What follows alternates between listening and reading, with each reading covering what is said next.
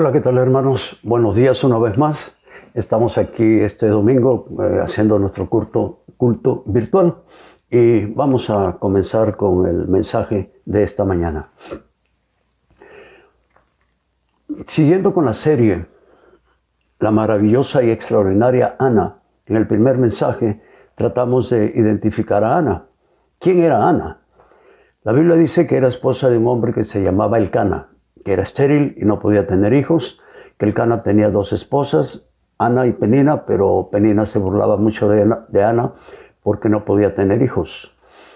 Ana, siendo una mujer quizás vulnerable, quizás tímida y temerosa, permitía que Penina tomara esas actitudes en su contra, que estaba amargada y lloraba mucho, que era la preferida de su esposo y la amaba más que a Penina. Y eso malo de tener dos relaciones es como dijo el Señor Jesús en Mateo capítulo 6, versículo 24. Ninguno puede servir a dos señores, porque o aborrecerá al uno y amará al otro, o estimará al uno y menospreciará al otro. No podéis servir a Dios y a las riquezas. Además, Ana fue la madre de Samuel, el que se menciona en los dos libros que llevan su nombre y que llegó a ser profeta de Dios, que a pesar de su congoja, Ana era una mujer de fe que le pidió al Señor tener un hijo y le hizo una tremenda y difícil promesa a Dios. En 1 Samuel capítulo 1 versículo 11 dice: e hizo voto diciendo, Jehová de los ejércitos, si te dignares mirar a la aflicción de tu sierva y te acordares de mí y no te olvidares de tu sierva, sino que dieres a tu sierva un hijo varón, yo lo dedicaré a Jehová todos los días de su vida y no pasará navaja sobre su cabeza.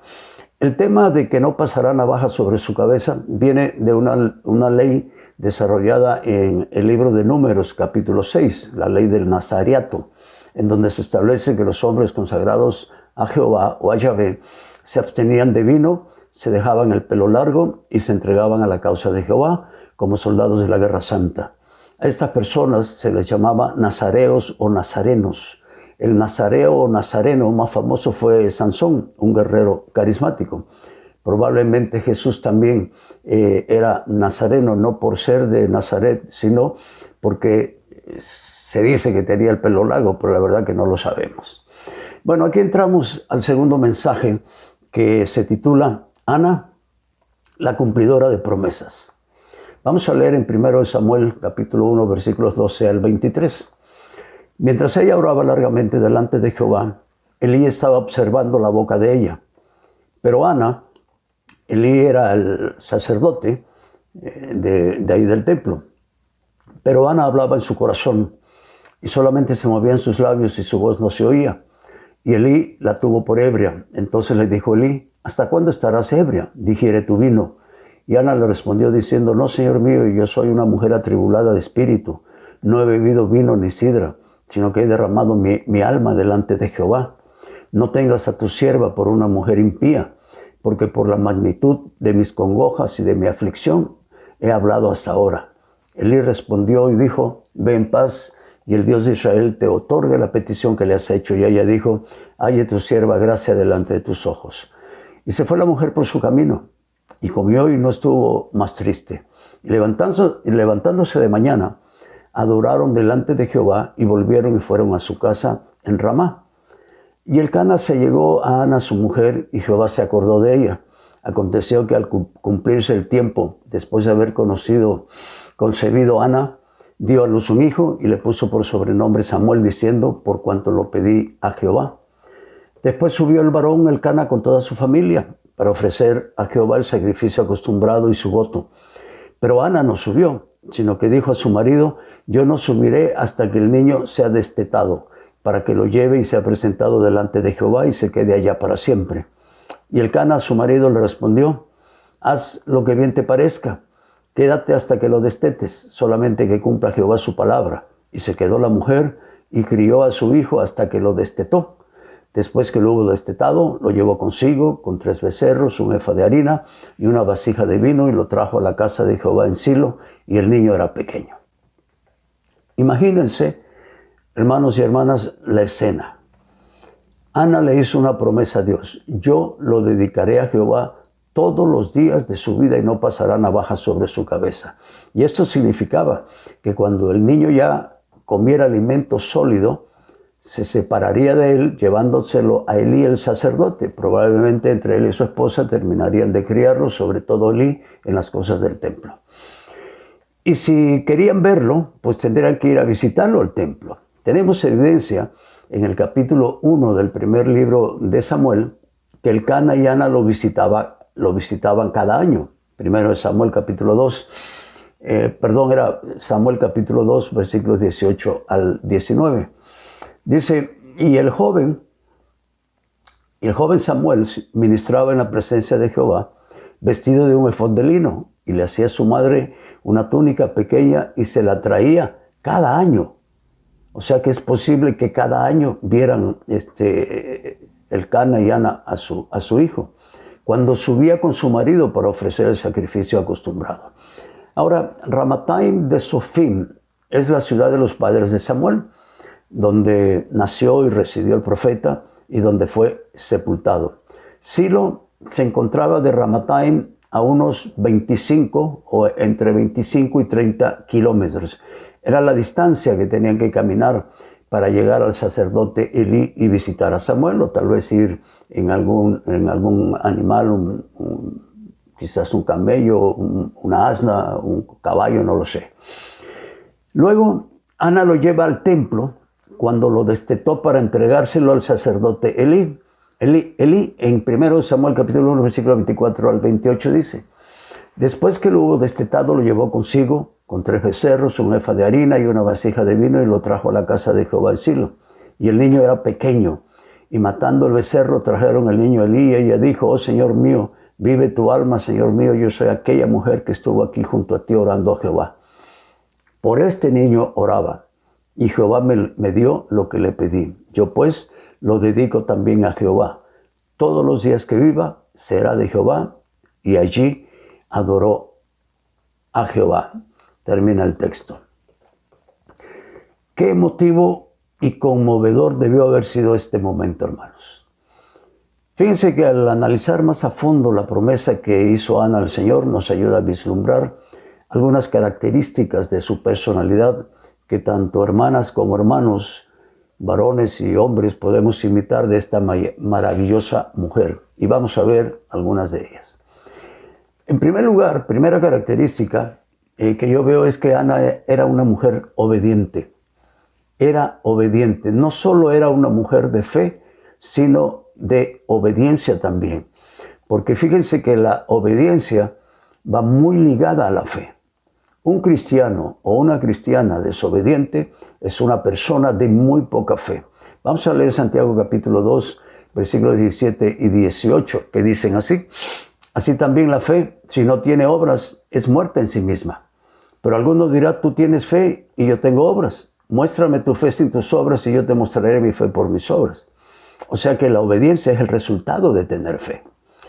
La segunda característica que yo veo en esta mujer es que era una mujer honesta. Fíjense que la honestidad es un valor no solamente moral, sino también espiritual. Ser honestos es hablar con la verdad, no ser de dos caras, no solo robar dinero, sino también no robarle el tiempo a los demás siendo impuntuales. Honestidad es también ser formales, tanto en el hogar, en la escuela, en la universidad, en el trabajo con Dios y también en la iglesia, y quedar bien con nuestros compromisos. Primera de Juan capítulo 3, versículos 18 y 19 dicen, hijitos míos, no amemos de palabra ni de lengua, sino de hecho y en verdad. Y en esto conocemos que somos de la verdad y aseguraremos nuestros corazones delante de Él. Proverbios 11:2 dice, la integridad de los rectos los encaminará, pero destruirá a los pecadores la perversidad de ellos. En Primera de Juan capítulo 1, versículo 6 dice, si decimos que tenemos comunión con Él y andamos en tinieblas, mentimos y no practicamos la verdad. En Santiago capítulo 3, versículo 17 dice, pero la sabiduría que es de lo alto es primeramente pura, después pacífica, amable, benigna, llena de misericordias y de buenos frutos, sin incertidumbre ni hipocresía. La tercera característica que veo en Ana es que era una mujer de confianza. Se podía confiar en ella. Y este es otro valor espiritual que hace mucha falta en nuestros tiempos, y me refiero a los cristianos. Ya no se puede confiar en algunos cristianos y cristianas. Te dicen que sí, pero en realidad es no. Fíjense que los políticos corruptos son así. Cuando uno de ellos te dice sí, es no, y cuando te dice no, es sí. Y yo he aprendido a leer entre líneas lo que dicen los políticos, tanto de mi país como de este país. Como hijos de Dios, tenemos que dejar saber a la gente que puede confiar en nosotros, que podemos guardar secretos, que si nos cuenta un problema un hermano o una hermana, no lo vamos a ir contando nosotros a los demás. En Mateo capítulo 5, versículo 33 al 37 dice: además, habéis oído que fue dicho a los antiguos, no perjurarás, sino cumplirás al Señor tus juramentos. Pero yo os digo, no juréis en ninguna manera, ni por el cielo, porque es el trono de Dios, ni por la tierra, porque es el estrado de sus pies, ni por Jerusalén, porque es la ciudad del gran rey. Ni por tu cabeza jurarás, porque no puedes hacer blanco o negro un solo cabello. Pero sea vuestro hablar sí, sí, no, no, porque lo que es más de esto, de mal procede. Ana iba en serio, hermanos. Ella no estaba jugando a la fe. Y la última característica, la número 4, es que Ana era una mujer comprometida con Dios y con ella misma. La actitud de Ana de ofrecer a su hijo desde pequeño al servicio del Señor, y cumplir con su promesa, es increíble, asombrosa y digna de ser imitada. ¿Lo harías tú? Date cuenta de la calidad espiritual de Ana. La Biblia nos habla de ser comprometidos con Dios y con nosotros mismos. Vamos a leer el siguiente pasaje bíblico en Josué capítulo 24, versículos 14 al 17. Ahora pues, temed a Jehová y servidle con integridad y en verdad. Y quitad de entre vosotros los dioses a los cuales sirvieron vuestros padres al otro lado del río y en Egipto, y servid a Jehová. Y si mal os pareciere servir a Jehová, escogeos hoy a quién sirváis, si a los dioses a quienes sirvieron vuestros padres cuando estuvieron al otro lado del río, o a los dioses de los amorreos en cuya tierra habitáis. Pero yo y mi casa serviremos a Jehová. Entonces el pueblo respondió y dijo: nunca tal acontezca que dejemos a Jehová para servir a otros dioses, porque Jehová nuestro Dios es el que nos sacó a nosotros y a nuestros padres de la tierra de Egipto, de la casa de servidumbre, el que ha hecho estas grandes señales y nos ha guardado por todo el camino por donde hemos andado y en todos los pueblos por entre los cuales pasamos. He aquí una gran declaración de compromiso total de un hombre para con Dios, de un profeta comprometido para con los deseos del Señor, de Josué, el hombre, para con su Dios, que muchas veces anteriormente lo había bendecido por su obediencia. Cuando uno se compromete con Dios, no importando lo que suceda con los pastores o lo que suceda con hermanos de la iglesia, seguirá adelante a pesar de. Pero cuando no existe el compromiso, o el compromiso es con alguna persona, más tarde o más temprano irá menguando. Voy concluyendo. Aquí está Ana, hermanos, mujer creyente en Jehová, que tuvo la valentía de entregar a Dios a su hijo, a su primer hijo. Ella era estéril y probablemente ya no tendría más hijos, y aún así se despojó de este hijo para entregárselo a Dios para su servicio, porque ella era una cumplidora de promesas. Increíble mujer. Imitemos sus cualidades, porque Dios recompensa a este tipo de creyentes y se agrada de ellos. Recuerden que sin fe es imposible agradar a Dios. La vida cristiana, hermanos, se trata de la fe. La fe es nuestra identidad. Por eso dice la Escritura: el justo por la fe vivirá. Vamos a orar.